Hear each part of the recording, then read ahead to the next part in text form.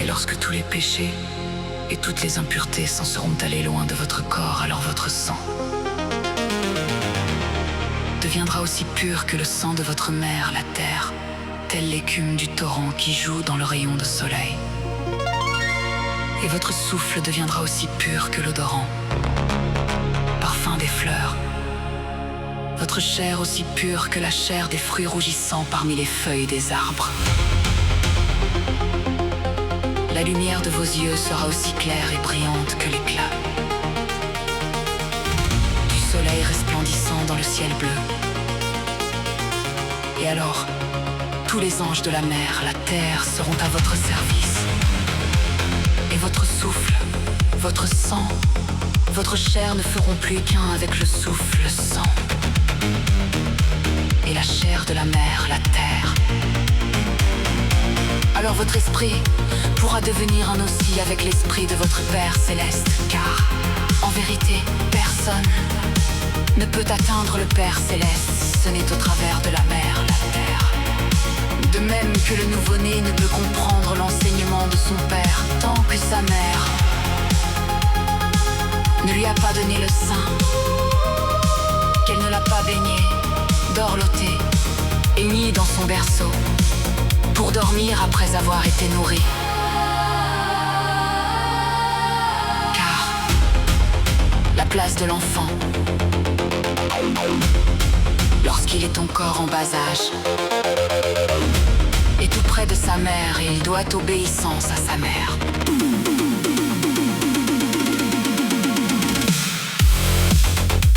Mais dès que l'enfant a grandi,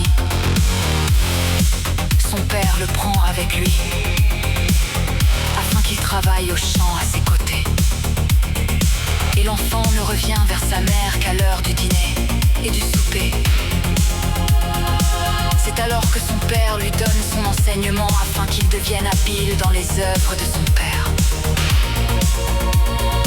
Et lorsque le père voit que son fils a compris ce qui lui a été enseigné et qu'il accomplit parfaitement son ouvrage, il lui donne tous ses biens afin qu'il devienne la propriété de son fils bien-aimé. Et afin que ce fils puisse continuer l'œuvre de son père.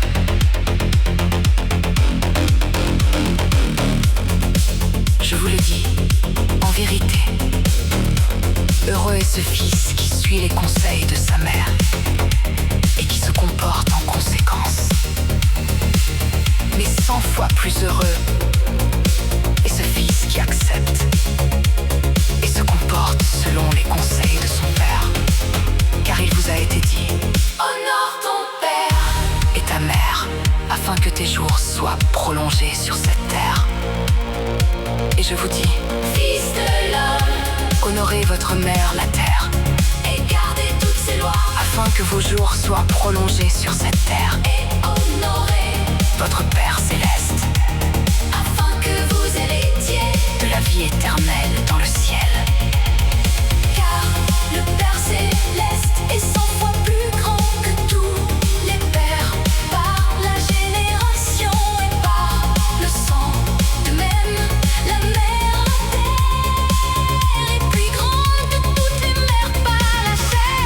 Et aux yeux de son Père céleste et de sa mère, la terre, le Fils de l'homme est encore bien plus cher qu'il ne l'est aux yeux de son Père. Par le sang et par la génération et à ceux de sa mère, par la chair.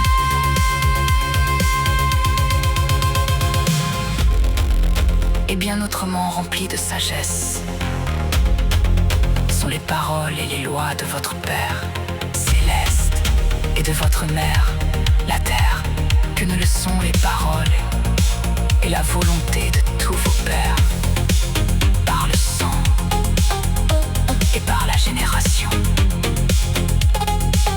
et de toutes vos mères, par la chair, et d'un d'infiniment plus grande valeur et l'héritage de votre Père céleste et de votre mère. La terre, le royaume de vie tant terrestre que céleste.